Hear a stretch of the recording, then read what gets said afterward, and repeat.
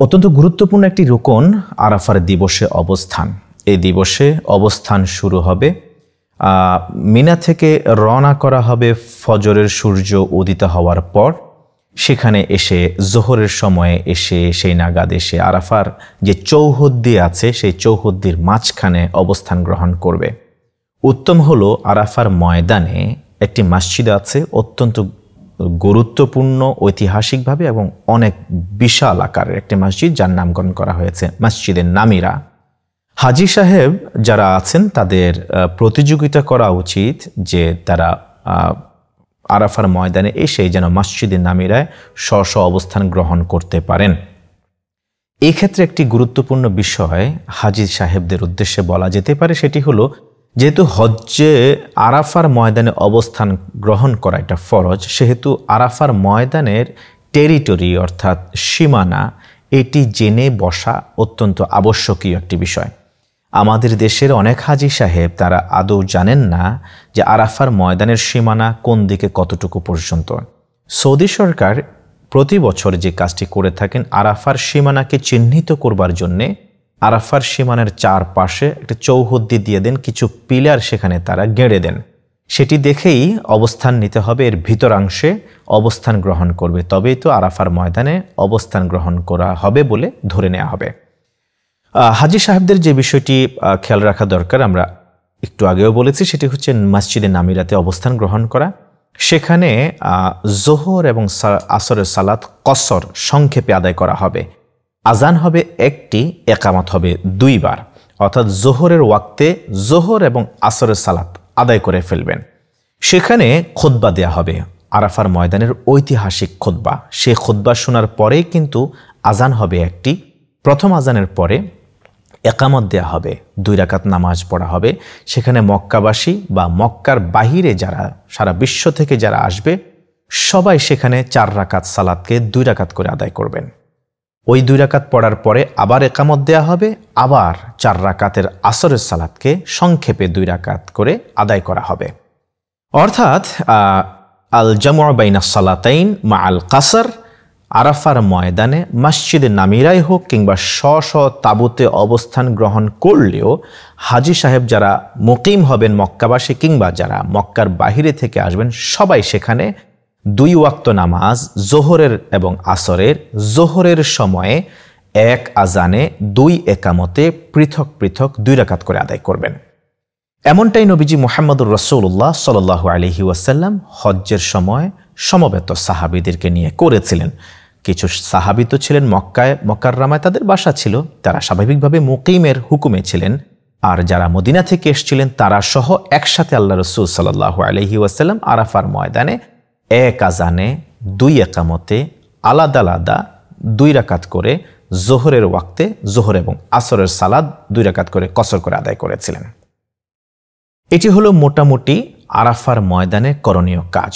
আরাফার ময়দানে গুরুত্বপূর্ণ সুন্নাহগুলির মধ্য থেকে খুবই গুরুত্বপূর্ণ বিষয় হলো যে সেখানে অত্যন্ত বিনয়ী মনোভাব নিয়ে খুশু খুজুরের সাথে আল্লাহ তাআলার কাছে রোনাজারি করা, আল্লাহ তাআলার কাছে দোয়া চাওয়া, বিশেষ করে দোয়ার সময় 2টা হাত বাড়িয়ে দিয়ে দোয়া করা, আসমানের দিকে পশ্চিম দিকে অর্থাৎ কিবলার দিকে তাওয়াজ্জু হয়ে মুখ ফিরিয়ে দোয়া করা মুস্তাহাব।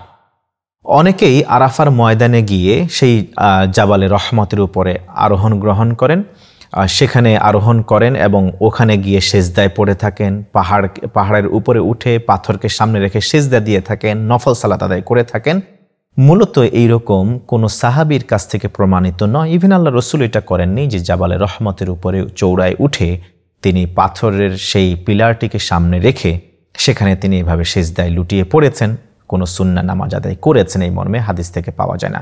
অতএব হাজী সাহেবের অনেকেই সেখানে 2 রাকাত নামাজ পড়াকে সুন্নত মনে করেন, কিংবা অনেকে সেখানে সৌভাগ্যের কারণ মনে করেন 2 রাকাত নামাজ পড়া। তাছাড়াও সেখানে অনেক ধরনের বেদাতে কিছু কাজ চলে থাকে যেগুলি থেকে হাজী সাহেবদের বিরত থেকে আরাফার ময়দানে বেশি বেশি করে দোয়া করতে থাকা আল্লাহ তাআলার কাছে, পিছনের গুনাহ খাতাগুলি স্মরণ করে রব্বে কারীমের কাছে 2 চোখের পানি ছেড়ে দিয়ে কায়মনোবাক্যে দোয়া করা, নিজের জন্যে, নিজের পরিবারের জন্যে, আত্মীয় স্বজনের জন্যে, এলাকার জন্যে, দেশের জন্যে, সারা বিশ্বের মুসলিম উম্মার জন্য ফরিয়াদ করা আল্লাহ সুবহানাহু ওয়া তাআলার কাছে। এই দিন কোরআন তেলাওয়াত করতে পারে। কোরআন তেলাওয়াত যেখান থেকে পারবে সেখান থেকে তেলাওয়াত করবে। বিশেষ করে রব্বানা সম্বলিত যে আয়াতগুলি আছে, দোয়ার আয়াতগুলি কোরআন থেকে, সেগুলি পড়া, যেমন রব্বানা যালামনা আনফুসানা ওয়া ইল্লাম তাগফির লানা ওয়া তারহামনা লানাকুনান্না মিনাল খাসিরিন। আর কোরআনের যেই দোয়াটিকে সব দোয়ার মূল দোয়া বলা হয়েছে, রব্বানা আতিনা ফিদ দুনিয়া হাসানা ওয়া ফিল আখিরাতি হাসানা ওয়া কিনা আযাবান নার। দুনিয়া এবং আখিরাতের যত দোয়া আছে, দুনিয়ার কল্যাণ আখিরাতের মুক্তি সম্বলিত সব দোয়ার মূল দোয়া বলা হয় এই দোয়াটিকে, যে দোয়াটিকে তিরমিজির হাদিস অনুযায়ী জানা যায় রাসূল করিম সাল্লাল্লাহু আলাইহি ওয়াসাল্লাম প্রতি দোয়ার শুরুতে এবং শেষে অন্ততপক্ষে একবার করে দোয়াটি পড়তেন।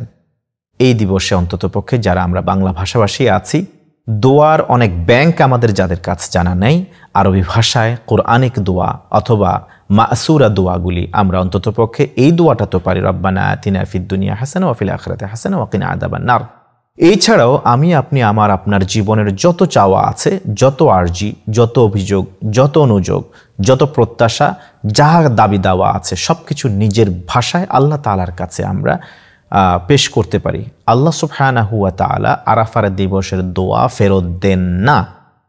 ইভেন এই দিবসের সবচেয়ে গুরুত্বপূর্ণ যে দোয়া, সেই দোয়া আল্লাহ রসুল করেছেন এবং সব নবী, সব রসুল তারাও করেছেন আরাফার ময়দানে। যেই দোয়াটি পৃথিবীর শ্রেষ্ঠ দোয়া বলা হয়েছে, হাদিস সহিহ মুসলিমে উদ্ধৃত হয়েছে, সেই দোয়াটি হচ্ছে লা ইলাহা ইল্লাল্লাহ ওয়াহদাহু লা শারীকা লাহু লাহুল মুলকু ওয়া লাহুল হামদু ওয়া হুয়া আলা কুল্লি শাইইন কাদির, অথবা লা ইলাহা ইল্লাল্লাহ ওয়াহদাহু লা শারীকা লাহু লাহুল মুলকু ওয়া লাহুল হামদু ইউহয়ি ওয়া ইউমীতু ওয়া হুয়া আলা কুল্লি শাইইন কাদির।